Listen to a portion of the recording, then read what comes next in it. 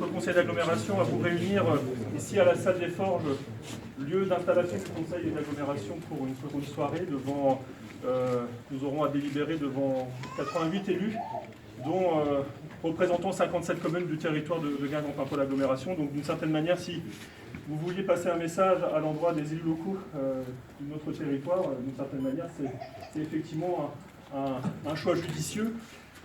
Nous avons souhaité le faire, en tout cas à mon niveau, dans les conditions les meilleures. Et effectivement, la météo étant venue nous improviser encore quelques gouttes, il était quand même plus confortable que vous puissiez vous exprimer et nous dire votre attachement et notre attachement à l'hôpital de Guingamp dans ses fonctions essentielles d'exercice plénière de ses compétences, et notamment les plateaux techniques chauds et froids, qui sont la substance même d'un hôpital sur notre territoire, et qui a vocation à soigner tous les patients, toutes les patients de notre territoire et bien au-delà.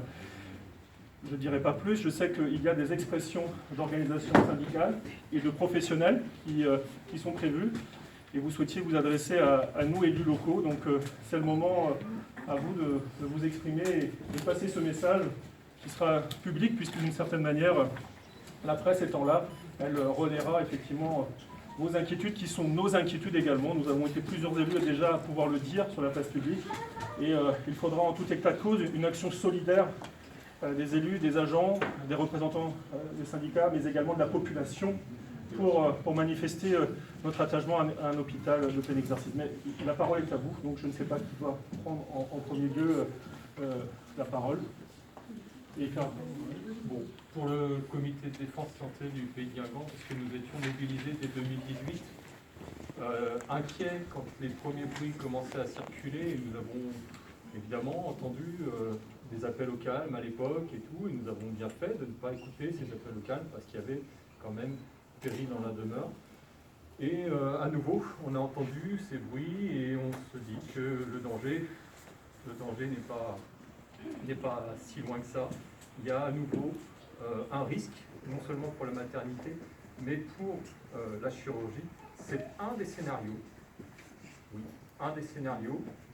On soupçonne, malheureusement, on n'a pas comme information, c'est un scénario, le scénario privilégié par M. Rossetti, qui donc a été missionné par l'ARS pour revoir un peu l'offre de soins du territoire. Et on retrouve là quelque chose qui évoque le projet qu'on avait entendu déjà il y a bien des années, qui est la fermeture d'un plateau technique sur le territoire. Donc ça, c'est vraiment très préoccupant. Je pense que c'est bien que les élus l'entendent et que vous nous receviez, parce qu'il faut vraiment être conscient que notre territoire n'est pas une variable d'ajustement. On ne peut pas avoir un trou comme ça dans l'ouest des Côtes-d'Armor et puis des gens qui iraient se faire soigner sur Saint-Brieuc, voilà, comme on peut. Il faut vraiment prendre conscience maintenant qu'un territoire qui ne serait pas capable d'accueillir ses propres enfants serait indigne de la confiance qu'on lui a donnée. Donc il faut vraiment se battre maintenant et ne pas se laisser endormir, parce qu'on entend parler de bâtiments. Moi je veux bien, j'ai entendu parler de 100 millions, mais pour du bâtiment, sans mentionner bizarrement les services de chirurgie et de maternité. Ça m'inquiète un petit peu, c'est la déclaration d'un élu que tout le monde connaît. Et franchement, pour le connaître aussi, ça m'inquiète vraiment. Donc ça devrait tous nous interpeller, cette idée qu'il y a des gens qui voient ce territoire comme un territoire qui pourrait survivre alors qu'il n'aurait plus de maternité ou de chirurgie. Et la chirurgie, c'est quand même la nouveauté de ce combat, parce qu'on nous a parlé de la maternité au départ, en 2018, et on se croyait sorti d'affaires. À nouveau, ça revient, et en plus grave. Donc c'est vraiment l'avenir du territoire qui en dépend. Donc je ne doute pas que les élus sont conscients de ça. J'espère que vous allez être attentifs à tous les signes, à tout ce qui va se dire autour de vous, parce que les choses se passent un petit peu, enfin nous, la population, nous avons le sentiment que les choses se passent un petit peu dans notre dos, que voilà, on a des bruits qui sortent d'une commission médicale d'établissement, et pendant quelques jours, on ne sait pas ce qui s'est vraiment dit, et puis on commence, on nous appelle. Alors si les mêmes, ceux qui nous appellent au calme, en 2018 nous appellent au calme, aujourd'hui, effectivement, on a toujours un regard un peu soupçonneux. Donc là, encore une fois, pour ne pas le nommer, quand monsieur le député nous appelle au calme, moi j'ai plutôt envie de m'inquiéter. L'expression du comité de défense. Ensuite, y a-t-il une expression d'une organisation syndicale ou d'un comité? Oui, monsieur. Bonsoir. Je représente le comité de défense de l'hôpital de Lannion-Crestel, qui est venu ce soir pour soutenir l'hôpital de Guingamp, les professionnels et les usagers de Guingamp. Parce que de toute façon, Lannion est aussi dans le viseur du rouleau compresseur de l'ARS. La lettre de mission de M. Rossetti, qui nous a été communiquée en juin 2021, de façon anonyme, puisqu'elle est tombée d'un photocopieur, a mis le feu aux poudres à Guingamp. En proposant la fermeture de la maternité de la chirurgie de Guingamp, l'ARS et M. Rossetti lancent un ballon d'essai. Car ne nous trompons pas, la restructuration, et qui dit restructuration, dit fermeture de lits et de postes, la restructuration concernera avant Lannion, aussi autant Lannion que Guingamp, que Paimpol, déjà bien impacté. Nous ne voulons pas d'un hôpital dit de proximité. Nous ne voulons pas d'un hôpital déclassé. Nous voulons un hôpital avec de la médecine, de la chirurgie, une maternité, des urgences et un suivi dans chaque établissement. Ce qui était possible au XXe siècle doit l'être au XXIe. Les usagers ne doivent pas être victimes une nouvelle fois d'une gestion de la pénurie de médecins. Car ne nous trompons pas, ce qui aura été supprimé aujourd'hui ne sera pas remis demain. Il faut garder un maillage territorial fort pour offrir à chaque usager, quel que soit son lieu de résidence, un accès aux soins décents. Sous la pression des usagers, les élus doivent montrer leur détermination à défendre leur territoire, que ce soit celui de Guingamp, que ce soit celui de Lannion, tous ensemble, et demain, malheureusement, il sera trop tard. Nous n'avons pas à nous résigner, nous faisons en sorte que tout le secteur puisse avoir chacun son hôpital. Une autre question?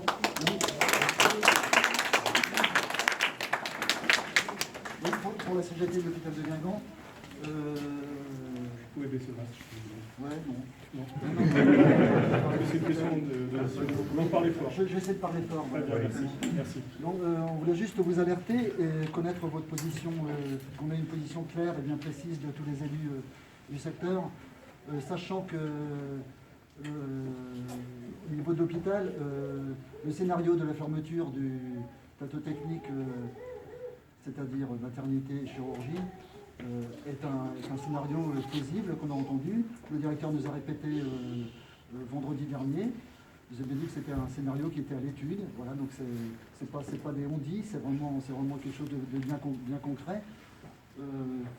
Simplement pour dire que le rôle des élus est là aussi pour soutenir un hôpital, sachant qu'un hôpital, comme vous le savez bien, c'est un endroit où il y a des gens qui travaillent, il y a des gens qui vivent, il y a des gens qui dépensent de l'argent, qui vivent sur des secteurs, qui font vivre toute la commune du secteur de Guingamp. C'est un secteur d'emploi, c'est-à-dire que si un service de chirurgie, un service de maternité ferme, c'est aussi des emplois qui vont disparaître sur Guingamp, sachant que Guingamp, c'est quand même un secteur, tout le bassin guingampais est un secteur qui est pauvre, tout le monde le sait, c'est l'un des plus pauvres du bassin guingampais, avec celui de Redon, en Bretagne. Donc on ne va pas encore appauvrir ce secteur de Guingamp. On a tous les mêmes droits sur Guingamp, c'est-à-dire qu'on a le droit d'être soigné aussi bien à Guingamp, aussi bien à Lannion, aussi bien à Saint-Brieuc. Ça, c'est le rôle du service public, d'offrir de l'offre de soins à tout le monde, que ce soit. Et ce ne sont pas les gens de Guingamp, les gens pauvres de Guingamp, qui vont se faire soigner, par exemple, à Plérin, ou qui pourront se déplacer pour aller se déplacer à Saint-Brieuc. Voilà, donc la chirurgie et la maternité de Guingamp, la maternité entre autres, est encore en croissance au niveau des naissances cette année. Donc on peut s'en réjouir, on peut se réjouir de toutes les actions qui ont été faites pour défendre ce service de maternité. Et puis on peut aussi se rendre compte que le service de chirurgie de Guingamp est un service attractif. Il y a beaucoup de gens qui se soignent bien. Il y a un article sur Le Point actuel qui est sorti sur les qualités de soins sur Guingamp. Je vous invite à le lire. Et on tient à ce service de chirurgie. Ce service de chirurgie, c'est vraiment un démaillage important sur Guingamp. Et sans service de chirurgie et de maternité, on peut dire que Guingamp, ce sera une ville morte. Voilà.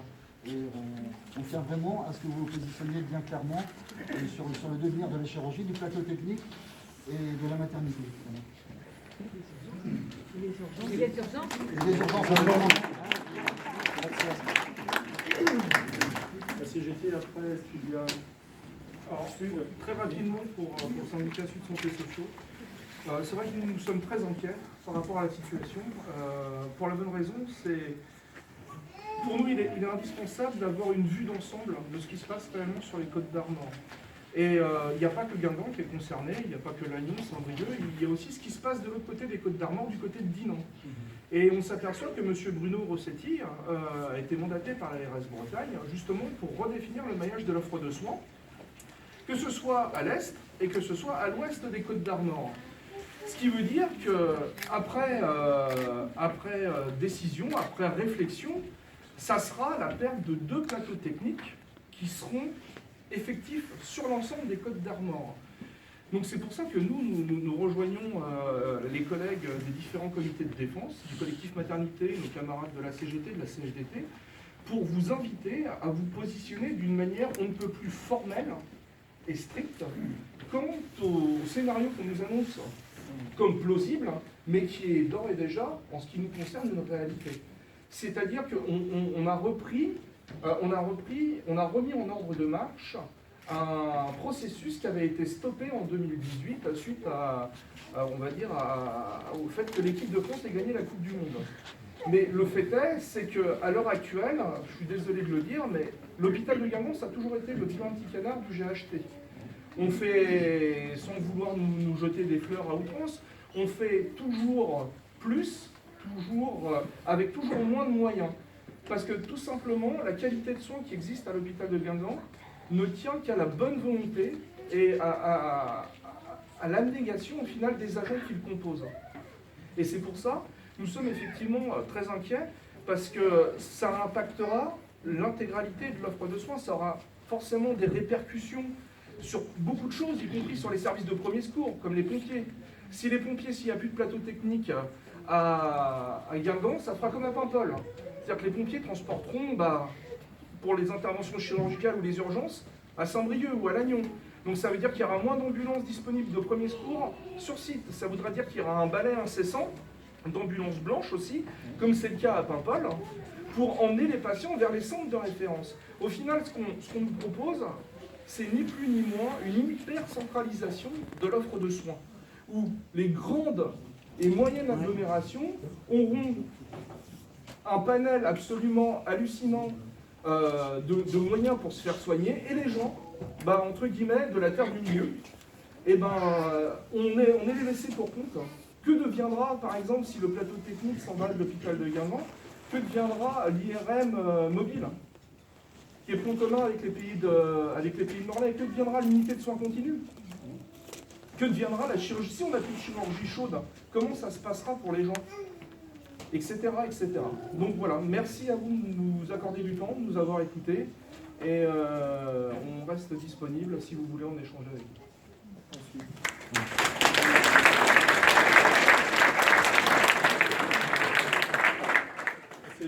CFDT, merci de recevoir. En fait, tous les 2 ans, l'hôpital de Guingamp est attaqué et subit finalement des attaques sur l'offre de soins qu'il propose. Et ça devient extrêmement fatigant pour les professionnels. Les professionnels qui ont envie vraiment de faire leur métier dans toute quiétude, en toute sérénité, et c'est pas facile. Ce qu'il faut savoir, c'est qu'un soignant, en fait, quand il choisit ce métier, il le choisit d'abord par ses valeurs personnelles, et des valeurs personnelles qui se rapprochent aux valeurs professionnelles, sont des valeurs humaines. Or là, en fait, on se rend compte qu'à chaque fois que l'établissement est émaillé par soit des décisions, soit des préconisations, eh bien ça touche le moral des professionnels qui, pour eux, trouvent une sorte de perte de sens, alors qu'on est vraiment sur un acte à chaque fois humaniste, enfin humain. Donc les préconisations de M. Rossetti, je vais dire un autre mot, mais Rossetti, Ce sont des préconisations qui sont effectivement fratricides. Fratricides, pourquoi? Parce que ça oppose deux établissements où il y a des professionnels qui ont des valeurs humaines, comme je le disais tout à l'heure. Et là, très franchement, il y a vraiment une perte de sens. Bon, après, je ne veux pas rentrer dans le détail. Il y a beaucoup de choses qui ont été dites et qui ont été très bien dites. Bon, la population du secteur, on sait qu'il y a beaucoup d'inégalités de santé. On a beaucoup de personnes qui sont éloignées du soin. Je veux dire, dès l'instant qu'on touche à un établissement tel que celui de Guingamp, bah forcément, il y aura des impacts oui, sur la prise en charge de ces personnes. Et je vais m'arrêter là, simplement. On compte sur vous. On compte sur vous, mais de façon très intelligente. C'est-à-dire que Rossetti, il est arrivé et en une demi-journée, il a réussi à faire des préconisations que quand nous, on demande à des experts de venir analyser un peu l'activité de l'établissement, il faut plusieurs jours. Bon, on voit bien que M. Rossetti, au début, on s'est dit c'est une farce, mais après, on s'est rendu compte que non. Et grosso modo, s'il s'est déplacé, c'est parce que, quelque part, il y a quand même une envie particulière de l'ARS, du GHT, de vouloir recomposer l'offre de soins sur le territoire, et que pour éviter que la direction soit exposée, que d'autres acteurs soient exposés, en fin de compte, c'est lui qui est venu annoncer cette nouvelle. Bon. Donc ça ne reste que des préconisations, mais il faut être extrêmement vigilant. Et nous, on le sera au niveau de l'ensemble des formations syndicales, il n'y a pas de souci, mais on compte aussi sur vous pour que la bataille se fasse ensemble et qu'on sorte grandi de cette situation. Je termine.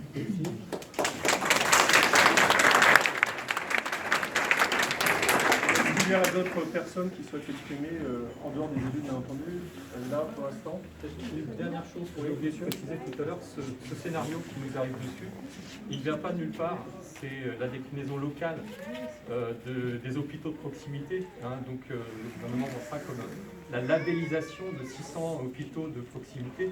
Il faut savoir qu'un hôpital de proximité, ce n'est pas un hôpital. C'est un hôpital qui a perdu sa chirurgie et sa maternité. Ça, on n'en veut pas. Donc on va faire un petit peu d'éducation populaire pour bien répéter que c'est ce scénario qui est en tête. Et surtout, il se décline localement, mais il se décline dans d'autres territoires en France. Peut-être auriez-vous intérêt, mesdames et messieurs les élus, à vous rapprocher de tous ces territoires qui subissent en ce moment la même agression. Je pense que nous ne sommes pas les seuls. Il y a beaucoup d'endroits en France où certainement des maternités et des chirurgies sont menacées en ce moment. Ce n'est pas un hasard. Ça n'arrive pas parce que localement il y a un problème, ça arrive parce qu'il y a un plan global. Justement, j'ai demandé à Colline Guillou, première vice-présidente de l'agglomération, de travailler au sein de la commission du développement humain et santé cette question de l'hôpital de toutes ses complexités. C'est-à-dire pas simplement effectivement le foncier ou le bâtiment, mais également l'offre de soins. Et d'ailleurs, nous sommes sur un travail de plusieurs mois, plusieurs années avec le pays de Guingamp sur l'analyse des besoins sociaux sur notre territoire. Et la santé, effectivement, est un des éléments d'attachement particulier de nos concitoyens sur notre territoire. Et il en va effectivement d'assurer la proximité, mais ce n'est pas un hôpital de proximité qui nous permettra de répondre à cet enjeu. Et d'ailleurs, ayant été reçu par M. Rossetti, j'ai pu lui dire que notre territoire, sur les arguments que certains donnaient tout à l'heure de notre relativement mauvaise situation sociale sur notre territoire et sanitaire, c'était au contraire d'affirmer la présence d'un service public d'hôpital de plein exercice, et je le redis d'ailleurs à la radio hier, lors d'une interview à Bretagne 5. Donc l'objectif de notre agglomération, c'est de se positionner en termes de construction d'un hôpital de qualité, fonctionnel, de proximité au sens d'être proche du citoyen, de la citoyenne, du patient, de la patiente, mais avec un plateau technique qui permette d'assurer l'existence d'un hôpital de plein exercice sur notre territoire. Ce sera un travail au sein de la commission, ça va partir très vite. C'est demandé, on s'est mis d'accord déjà depuis le mois d'août, donc vous voyez, on est très conscient de cette difficulté qui nous est aujourd'hui encore imposée. Par ailleurs, président de l'agglomération, je peux faire des choses, mais il y a d'autres choses qui sont du ressort du maire. Et les maires qui sont ici ont pu s'exprimer, d'autres n'ont pas fait encore, et effectivement, dans certaines communes, il y a déjà eu des expressions. Ma commune a déjà pris une motion fin juin, donc voilà, début juillet. Donc il y a, je pense, encore possibilité de mobiliser là, effectivement, les élus, et c'est un peu du rôle. Et nous avons aussi des représentants élus. Corinne Guillot est au conseil de surveillance au titre de l'agglomération, mais il y a aussi le maire de Pabus qui est président du conseil de surveillance et qui souhaite s'exprimer ce soir pour nous donner aussi sans doute sa position, l'expression du conseil de surveillance qui se réunit vendredi prochain. Alors, rassurez-vous, je ne vais pas être très longtemps, je vais être court puisque j'ai écrit mon texte. Donc, en tant que citoyen, en tant que maire de Pabus et en tant que président du conseil de surveillance, je réaffirme mon attachement viscéral à notre pôle de santé, en l'occurrence l'hôpital de Guingamp, avec la volonté absolue de maintenir le plateau technique qui va de pair avec le maintien de la maternité qui compte à ce jour 80 naissances de plus que l'an dernier. C'est quand même drôlement important et significatif d'une activité qui fonctionne bien. Il nous faut aussi, alors ça c'est vraiment un souhait, mais je pense que c'est très important, avoir un IRM permanent. Un IRM permanent. Et développer la chimiothérapie à l'hôpital, ce qui évitera à nos patients des trajets longs et coûteux sur terre. Donc il faut absolument qu'on développe la chimiothérapie sur notre hôpital. L'ambulatoire doit avoir toute sa place, il doit être développé parce que bon, c'est évident, mais je pense qu'il faut mieux accompagner dans l'ambulatoire les personnes âgées et isolées en particulier. Parce que rentrer chez soi tout seul, quand on a été opéré dans la journée et qu'on a eu une anesthésie totale, eh bien c'est générale, pardon, c'est quand même, ça peut être extrêmement dangereux. Je suis persuadé que l'offre de soins doit en tout point répondre aux besoins des habitants de notre territoire et non pas l'inverse.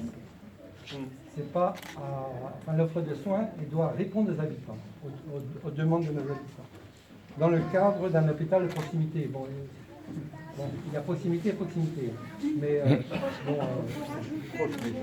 proche des gens. Excusez-moi.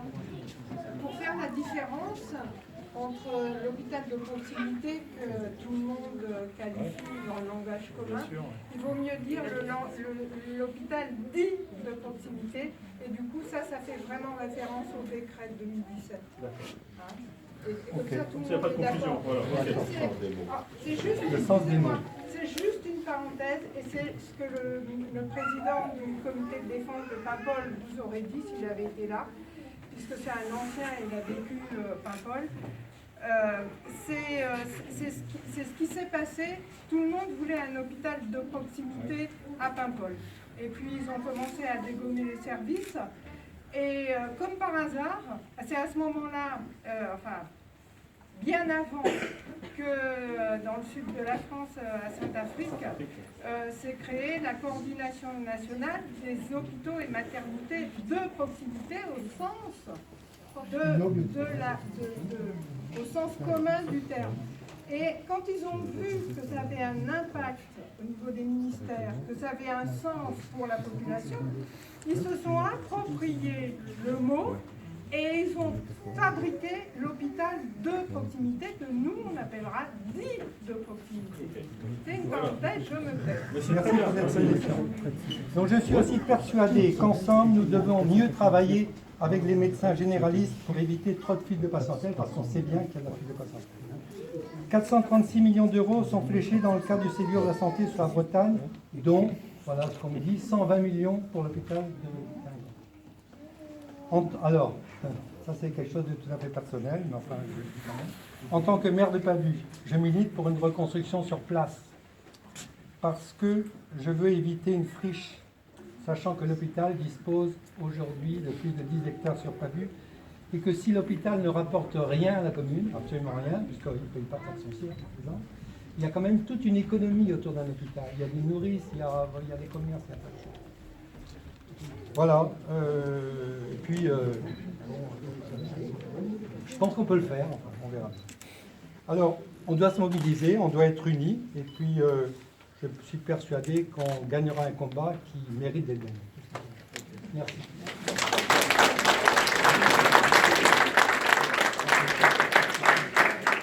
Claudine Guillot. Oui, bonsoir à tous. Oui, un hôpital de proximité, dit de proximité, un intitulé qui prête à confusion, assez séduisant de prime abord, mais quand on voit ce qui se cache derrière, il y a matière à être effrayé. Et effrayés, nous le sommes. Effectivement, l'agglomération est très préoccupée par la situation en matière de santé, que ce soit en ce qui concerne la médecine libérale ou la question de l'hôpital. Nous avions déjà suffisamment à déplorer les problématiques de désertification médicale sans en plus avoir à assumer ce risque de voir notre hôpital dépouillé de ses missions essentielles. Le plateau technique s'impose à Guingamp, on en est convaincus et vous pouvez compter sur nous pour le défendre. Nous savons très bien qu'aujourd'hui l'hôpital de Guingamp absorbe déjà une partie de la patientèle de Paimpol, que Saint-Brieuc n'est pas en capacité d'absorber totalement, absorbe également une partie de la patientèle de Lannion. Donc pourquoi dépouiller l'hôpital de Guingamp? Ça n'a pas de sens. Ça n'a pas de sens. Donc comptez sur nous pour être très attentifs à ce que les sachants prennent les bonnes décisions. Voilà. Merci en tout cas pour votre combat.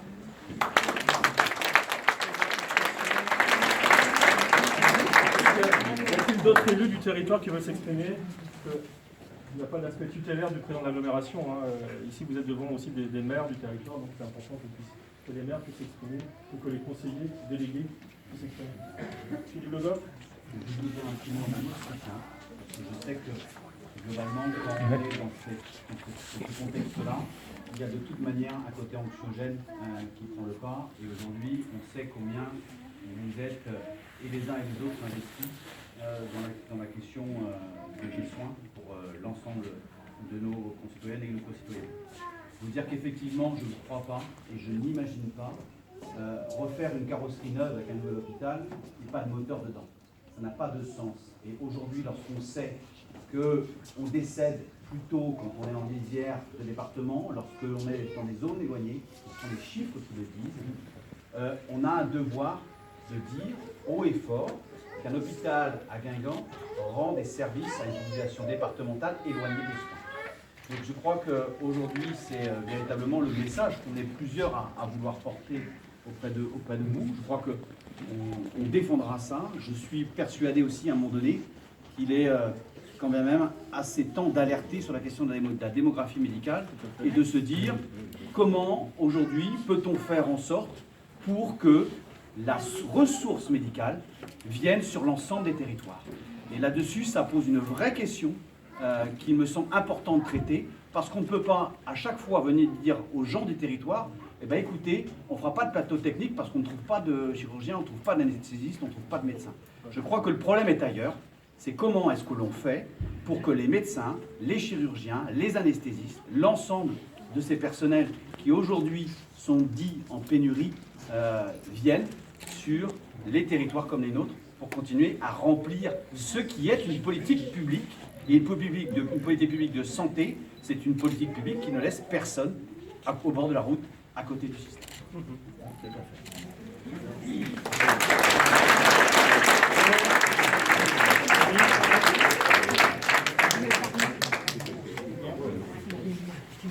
Personne du côté des élus, c'est symbolique, on a le face-à-face qui n'est pas normalement un face-à-face, mais y a-t-il d'autres expressions parmi vous, parmi nous tous C'est pour ça qu'il va falloir travailler sur le groupement hospitalier territorial. Ah oui, c'est énorme, je veux dire. Oui. Guingamp n'est pas que Guingamp, c'est aussi les gens qui sont dans les territoires où on voit Pontivy, c'est quand même loin pour quelqu'un qui dit qu'il n'y a rien, ou Carrel, il n'y a plus grand-chose. Donc tout ça, ça dépasse Guingamp. Je pense que tout le monde est concerné. Et vous avez bien saisi l'enjeu, c'est pas qu'une discussion autour de l'hôpital de Guingamp pas bu, pour ne pas faire de fâcherie. L'objectif est bien de dire que c'est un hôpital de territoire qui va au-delà de son simple territoire d'agglomération Guingamp-Paimpol. Fait par nos communautés. On entend bien notre énorme communauté. J'ai pu aussi vérifier cela lorsque je suis allé en Creuserail. L'hôpital de Guingamp, c'est un hôpital de référence pour une population qui va au-delà des 75 000 habitants de Guingamp par rapport à l'agglomération. Et ce que j'ai dit à Rosetti, c'est effectivement lorsque vous réfléchissez entre vous, vous réfléchissez entre Saint-Brieuc, Lannion, Guingamp, Saint-Paul, Tréguier, mais vous oubliez que derrière le nom de ces villes, il y a des territoires, il y a des communes et des communes qui sont éloignées de beaucoup de services déjà. Lorsqu'on parle de l'hôpital de Carhaix, effectivement, il ne va pas bien, il est rattaché à Brest. Si on supprimait un hôpital dans cet environnement-là, il y aurait véritablement une déflagration de services, c'est-à-dire un effondrement des services hospitaliers sur notre territoire, et ça concernerait quasiment l'ouest des Côtes-d'Armor, ou le centre Bretagne très élargi. Donc il faut réfléchir aussi à un moment donné en termes d'aménagement du service hospitalier en Bretagne, et pas simplement sur des rapports d'efficacité au regard de ce que disait Philippe Le Goff à l'instant, au regard de la déficience en termes de démographie médicale. Et c'est là aujourd'hui qu'il y a un non-sens, et ce non-sens il est bien ciblé, c'est que nous n'avons plus forcément les ressources nationales à vérifier, et que indirectement ça impacte des territoires qui en ont besoin, et beaucoup besoin, comme le nôtre, parce que si on supprimait un hôpital, un service ici, on le ressent immédiatement. On l'a vu sur d'autres services publics, mais on le voit encore de façon plus cruelle sur les services de santé. Et effectivement, on ne peut pas remplacer le soin par la route. Et aujourd'hui, la route prend beaucoup de temps dans le service de soins. Et nous avons pourtant besoin plus de soins que de circulation routière. Donc, effectivement, c'est un autre sens qu'il faut donner à la présence des services publics dans nos territoires. Donc, c'est déjà des messages qui sont passés, mais il va falloir amplifier et travailler au sein de la commission. Moi, je suis attaché au débat démocratique qui est aussi canalisé parmi les élus. Après, on rendra une copie, je pense que c'est le travail de la commission présidée par Pauline Guillou, une copie sur le positionnement politique de l'agglomération au regard de l'analyse des besoins sociaux et sanitaires que l'on a fait ces dernières années. Et on a des chiffres qui nous démontrent bien que s'il y a un endroit où il faut mettre les services publics de santé en place et mieux en place, c'est bien sur notre territoire, quoi. Et tout le monde le dit, mais effectivement, le contretemps historique, c'est celui-là de faire une mission qui pourrait nous conduire à la fin de service, et ça, c'est pas ce que nous souhaitons. Madame. Je suis docteur Saguer, chef d'école d'anesthésie, chirurgie, maternité. Je voudrais m'exprimer au nom de tous les médecins de mon service et qu'on est tous sur le choc de cette décision.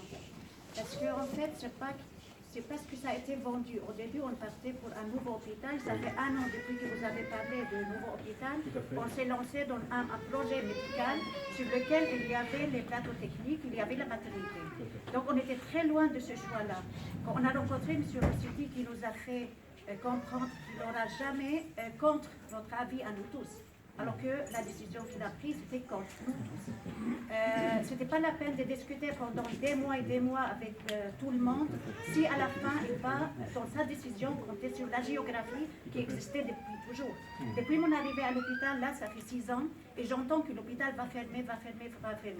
Là, vous venez de dire qu'il faut penser à recruter des médecins. Oui, mais il faut se demander pourquoi les gens ne viennent pas ici. Déjà, c'est pas un problème à parler maintenant qu'on fait tant des heures supplémentaires, tous, avec toute l'équipe, juste pour maintenir l'hôpital, ne pas donner la raison à cette décision-là qui est venue après tout l'effort qu'on fait. Mais de toute façon, ce que je veux dire, si on n'attire pas les gens, parce que j'ai plein de remplaçants que quand j'essaie de les convaincre, ils ne veulent pas s'engager.